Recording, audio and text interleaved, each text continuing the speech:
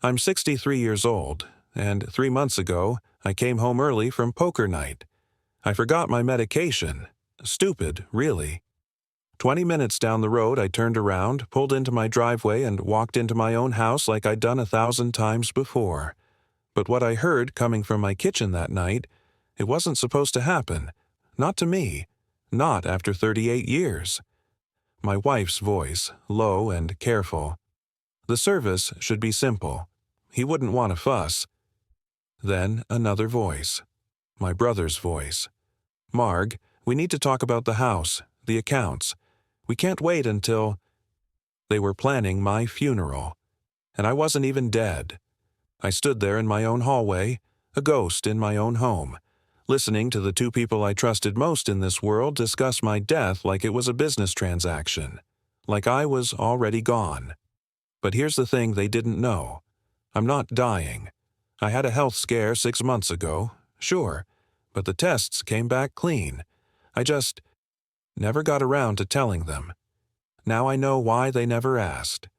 What I discovered over the next 3 weeks, the folders, the texts, the secret accounts, the lies that went back not months but years, it changed everything. Not just about them, about me.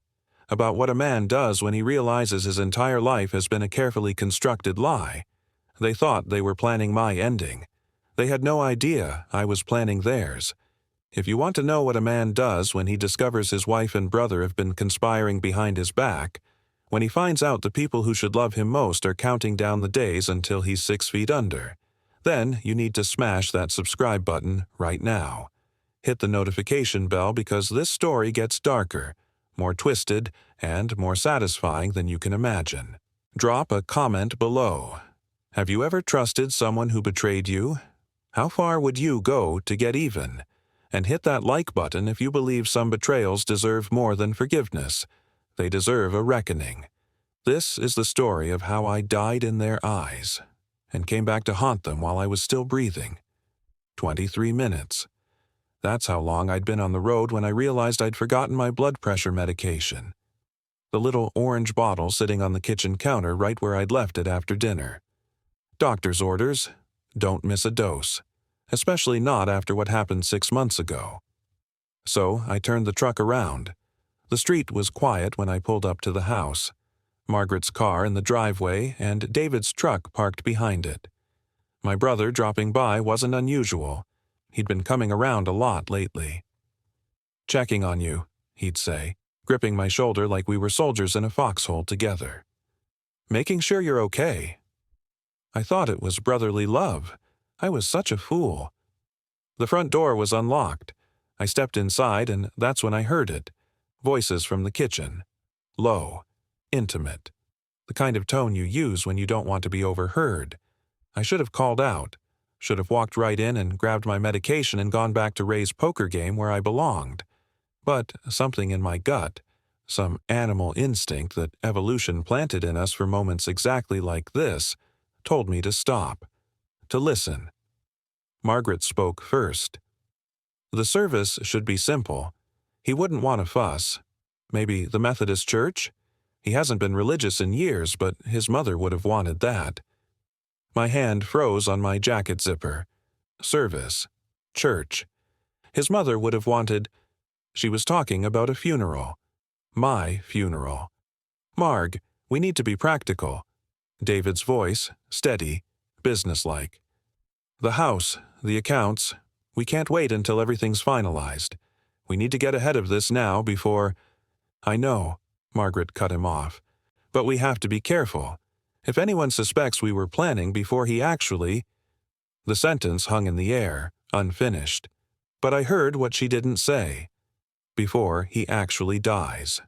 My heart, my perfectly healthy, not actually dying heart, was hammering so hard I thought they'd hear it.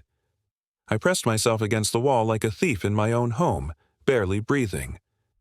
"How much longer do you think?" David asked. There was a pause, the sound of liquid pouring. Wine, probably. Margaret always poured wine when she was stressed. The doctor said 6 months, maybe less.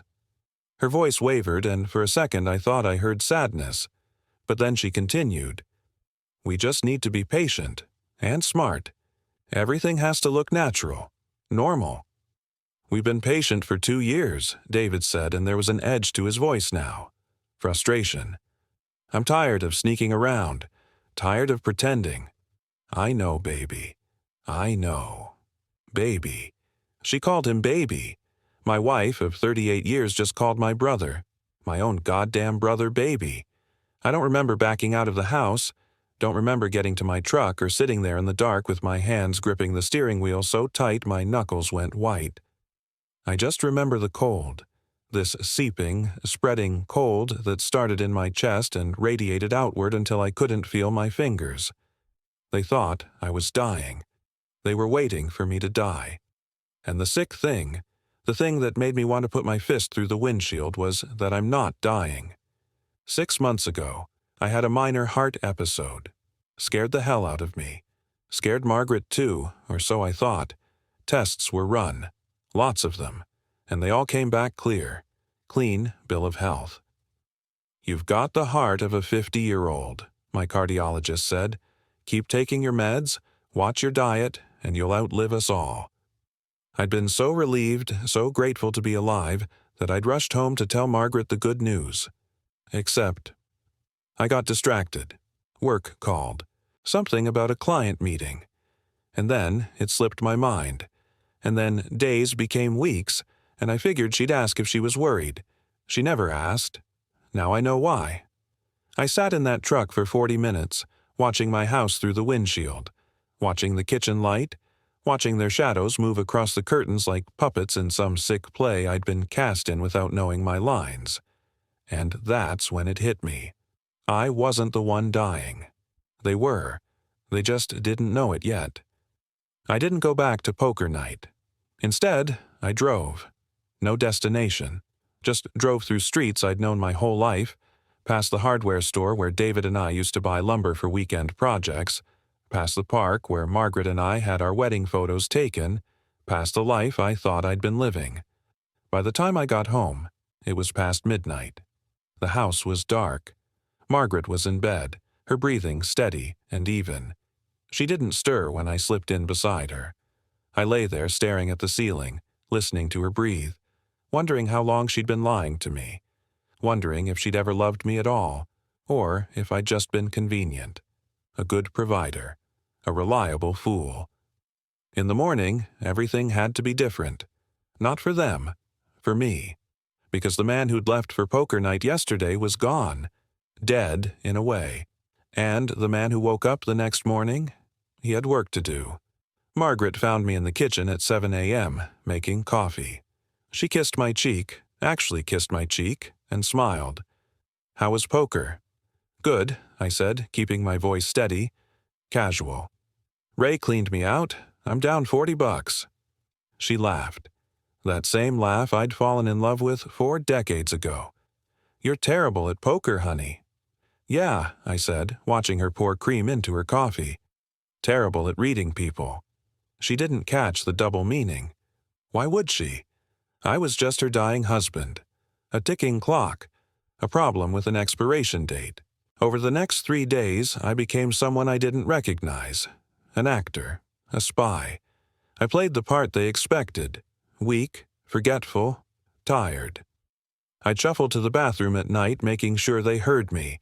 I'd leave my coffee half-finished, claim I wasn't hungry at dinner, let my stubble grow scraggly because I was too exhausted to shave properly. And they bought it. Every second of it. Margaret started bringing me tea in the afternoons, her hand lingering on my shoulder. You need to rest, sweetheart. Don't overdo it. David called every evening. Just checking in, brother. Need anything? I thanked them both, told them how grateful I was to have them in my life. And while they thought I was napping, I was searching. David's car was first. He'd left it unlocked in our driveway while he helped Margaret bring in groceries. A flimsy excuse I now understood was cover for whatever they were planning inside. In his glove compartment, tucked under registration papers and old receipts, I found a folder. Life insurance documents. My life insurance. Sections highlighted in yellow. beneficiary allocations, payout schedules, and in the margins, in David's blocky handwriting, transferable, check policy fine print, ask Martin about tax implications. Martin, his lawyer friend. My hands didn't shake. I'd expected something like this. What I didn't expect was how prepared they were, how methodical. This wasn't some spontaneous crime of passion. This was calculated, planned, professional. I took photos with my phone, every page, every note. Then I put everything back exactly as I'd found it. Next was Margaret's closet. Behind shoeboxes I'd bought her, for birthdays, anniversaries, stupid romantic gestures that apparently meant nothing, I found another folder. Bank statements, joint accounts I didn't recognize, withdrawals in small, careful increments. Nothing large enough to trigger alerts, but enough that when I started adding them up, my vision went red around the edges. $43,000. Gone. Transferred to an account under her maiden name, Collins. Margaret Collins. The name she'd buried when she married me. The dates on the withdrawals went back 11 months, right after my heart episode. But then I found the third thing, and that's when the floor dropped out from under me. A phone. Cheap, disposable. Taped to the underside of her jewelry box with duct tape. A burner phone. I powered it on. No password. Why would there be? I wasn't supposed to be looking. I was supposed to be dying in the next room, oblivious and grateful for her care. The text messages loaded slowly. Conversation after conversation between two numbers. One was obviously Margaret. The other, when this is finally over, we can stop hiding. I love you. God, I love you so much. He doesn't even notice anymore. It's like living with a ghost. The timestamps went back 2 years. Not 11 months. Not since my heart episode. 2 years. I sat on the edge of our bed, the bed where we'd made love, made promises, made a life, and I felt something break inside me that I knew would never heal.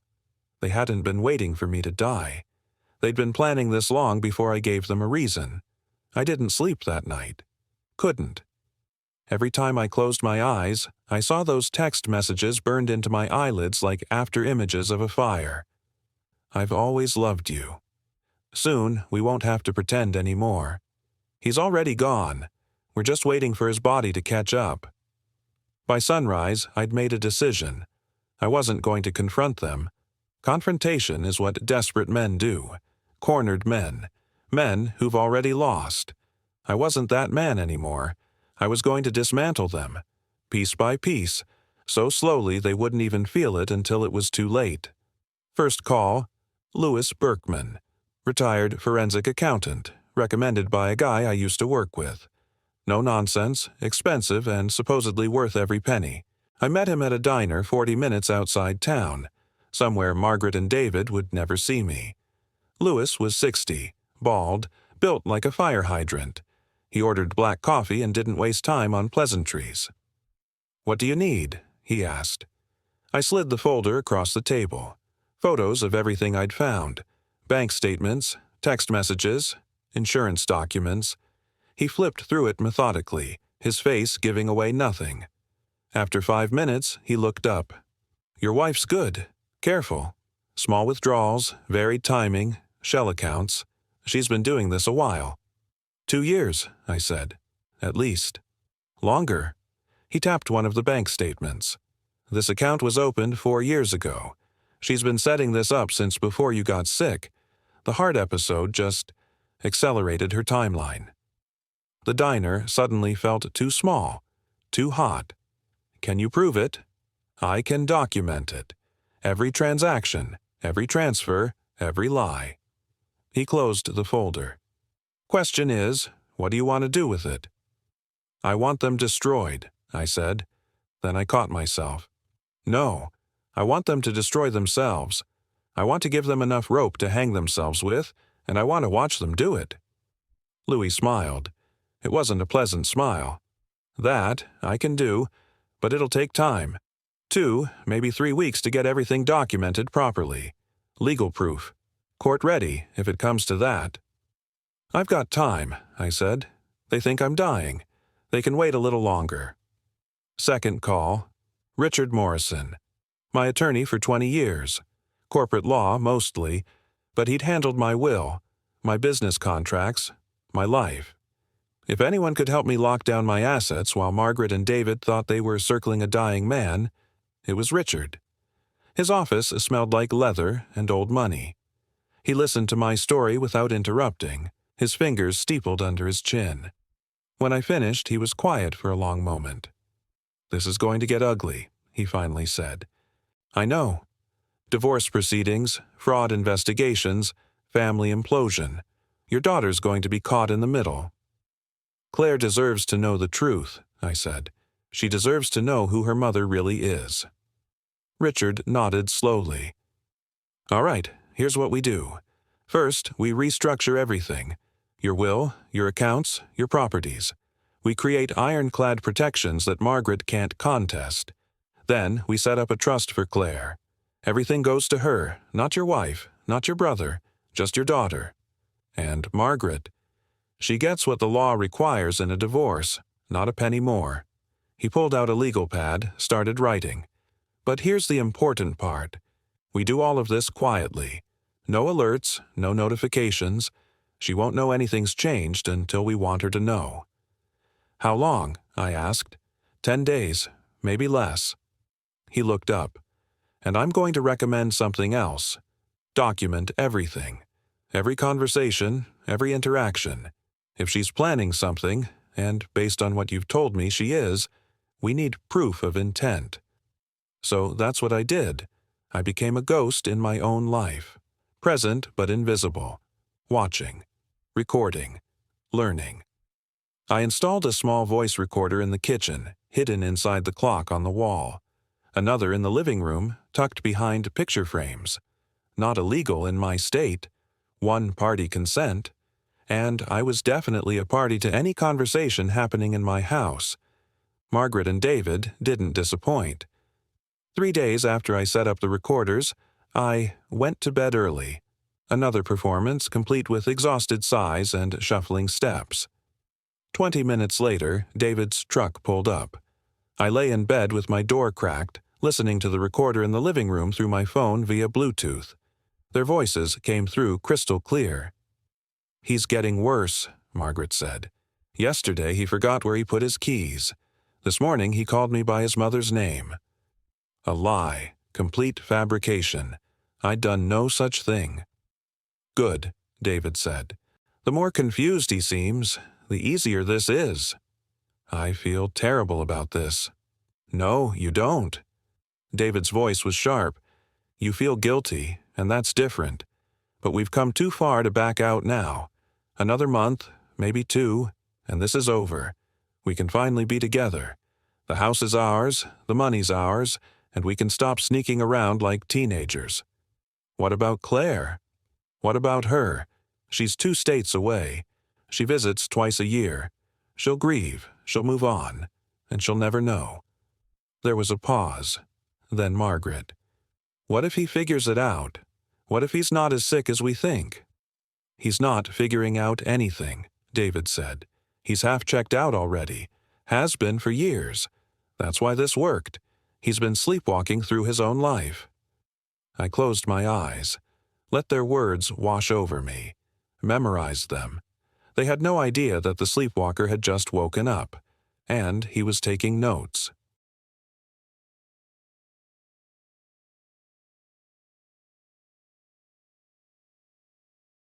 You ever watch someone you love and realize you're staring at a stranger? That's what the next 2 weeks felt like.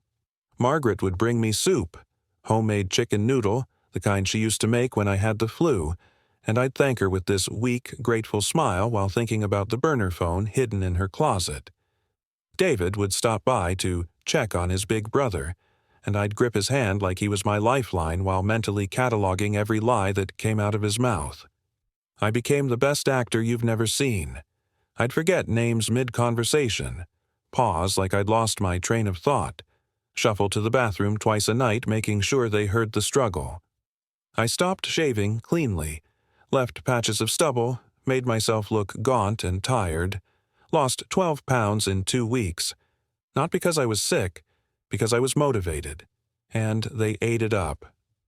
He's deteriorating faster than we thought, I heard Margaret tell David one night. I was supposedly asleep, but the recorder in the living room caught every word. Maybe we should call hospice. Start that process. Not yet, David said. Too many questions. Let's wait until it's more obvious. More obvious. Like they were waiting for me to be so far gone I wouldn't understand what they were doing. Meanwhile, Lewis was building my case. He called me every other day with updates, his voice always matter-of-fact, like he was discussing grocery lists instead of the systematic destruction of my marriage. Your wife's LLC, Hayes Collins Enterprises, was established 3 years ago. She's been funneling money through it using fabricated consulting fees. Very sophisticated. She's got a silent partner listed. He paused. Want to guess who? David, I said. Bingo. They've positioned themselves to claim joint ownership of almost everything you own. When you die, or when they think you've died, they file paperwork showing they'd been managing your affairs due to your declining health.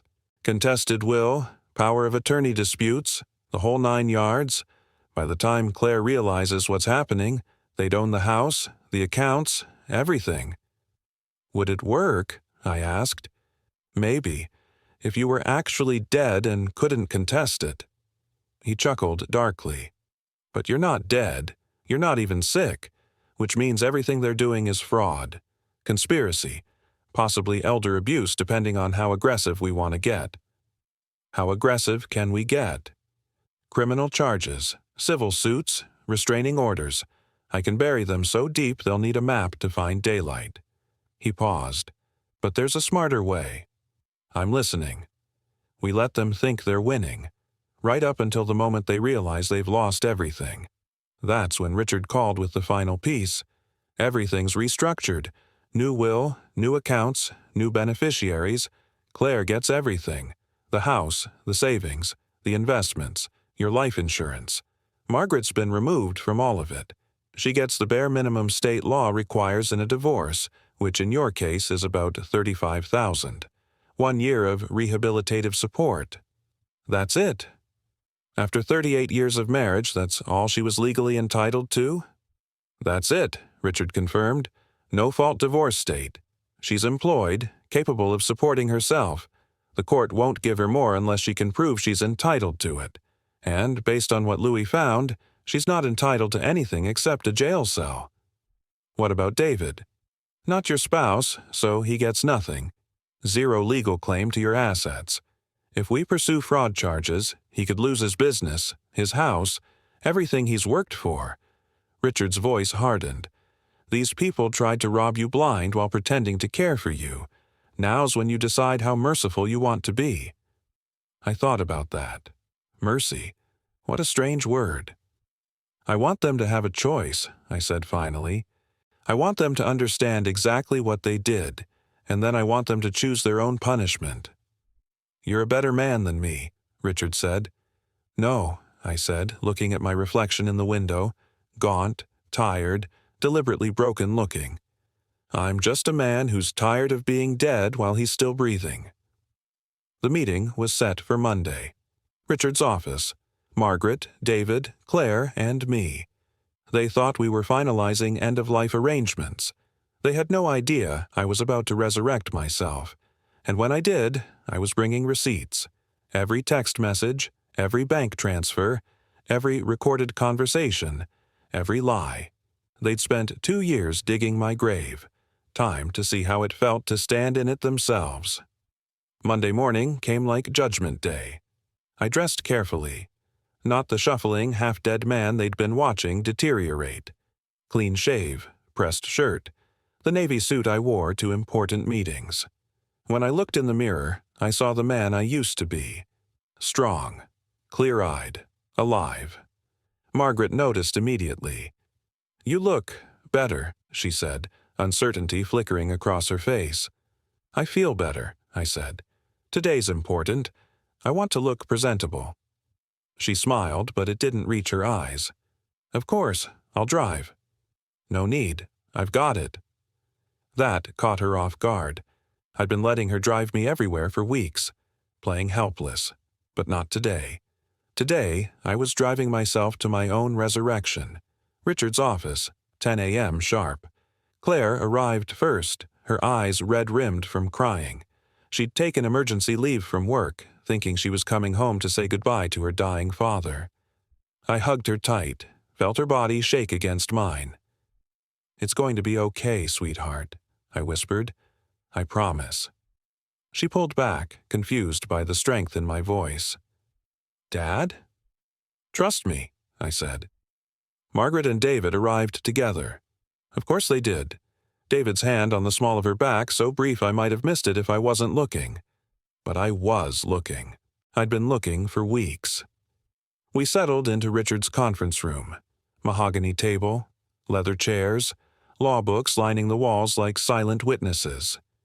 Richard sat at the head, his expression neutral and professional. "Thank you all for coming," I began, my voice steady, not weak, not confused, strong. "I know you're wondering why I called this meeting."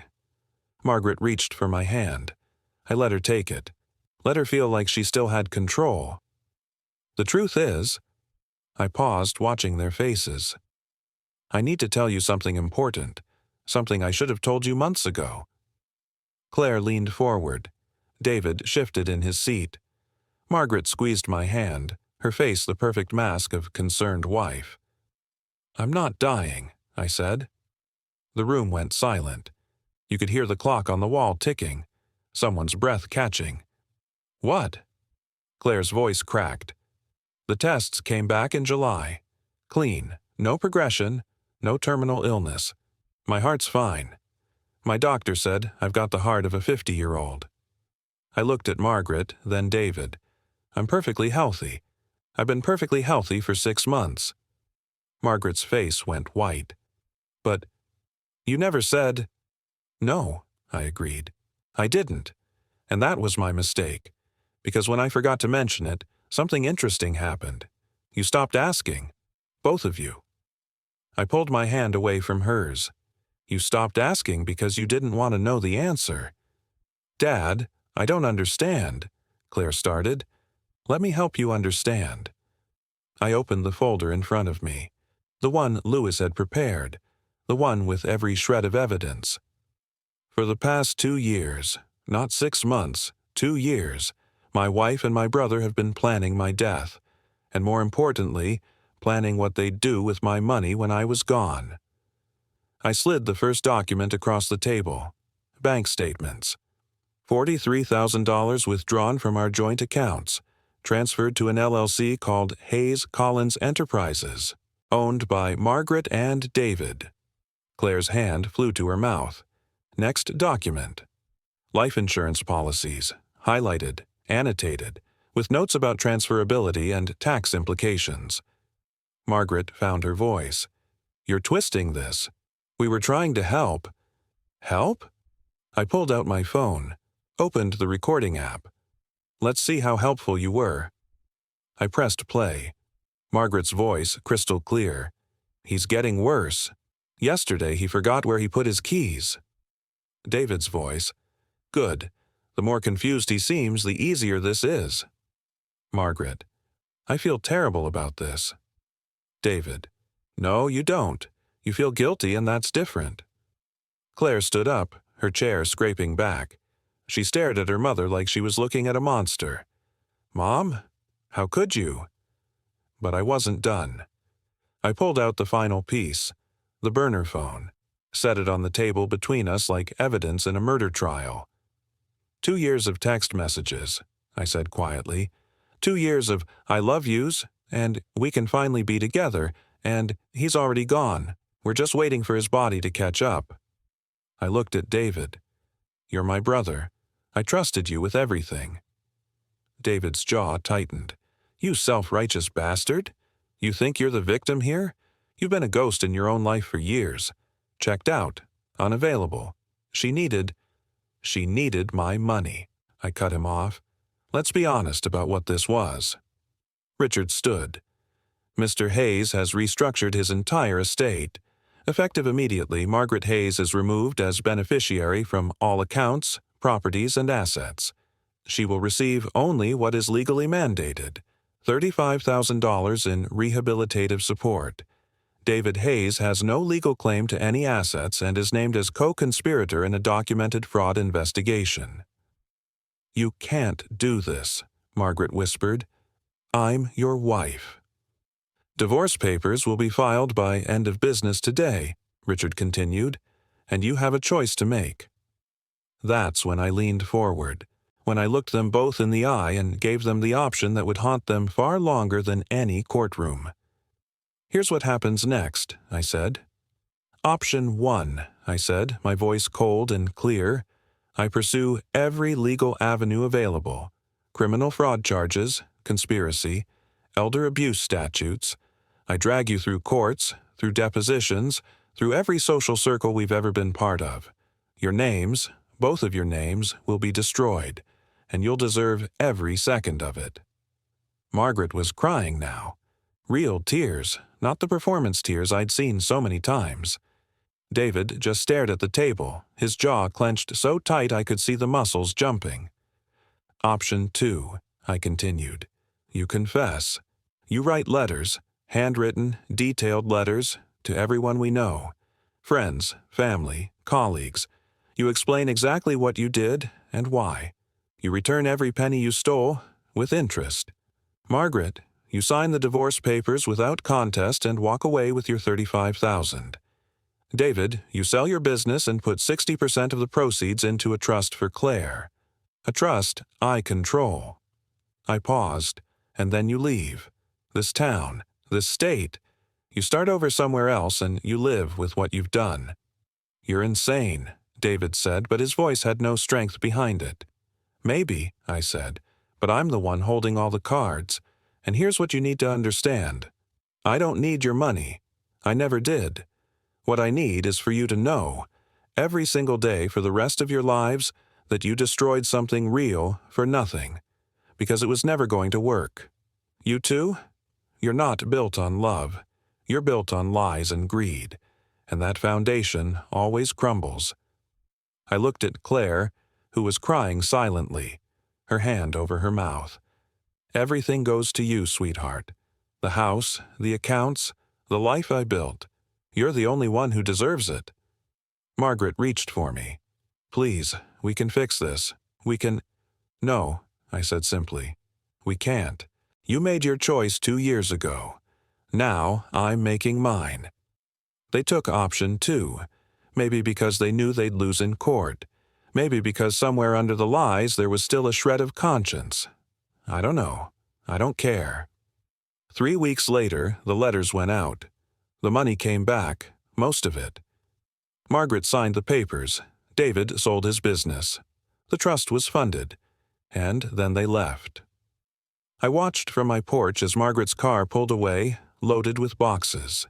David's truck followed 10 minutes later. Neither looked back. Claire stood beside me, her hand in mine. "Are you okay, Dad?" I thought about that. Really thought about it. "I will be," I said, "because here's the truth. Betrayal doesn't define you. How you rise from it does. I'm 64 now. I've got a dog named Hank, a workshop where I teach woodworking to kids who need somewhere safe to go, and a daughter who calls me every Sunday. I rebuilt my life from ashes. Not with revenge, that was just clearing the debris, but with purpose, with dignity, with the quiet knowledge that I didn't just survive betrayal. I transcended it. They thought they were planning my ending. They had no idea they were witnessing my beginning. And that's my story. The night I heard them planning my funeral changed everything, but not in the way they expected. If this story taught you anything about resilience, about justice, about refusing to let betrayal define you, then smash that subscribe button right now. Hit the notification bell because I share real stories about real people who refuse to stay down. Drop a comment and tell me, have you ever been betrayed by someone you trusted? How did you rise from it? Share your story below. Let's build a community of survivors who know that the best revenge isn't what you do to them. It's who you become when they're gone. Like this video if you believe dignity is stronger than vengeance. Share it with someone who needs to hear that they can rebuild after betrayal. And remember, you are not defined by what was done to you. You're defined by what you do next. I'm still standing, and so can you. Subscribe, comment, like, and never let anyone write your ending.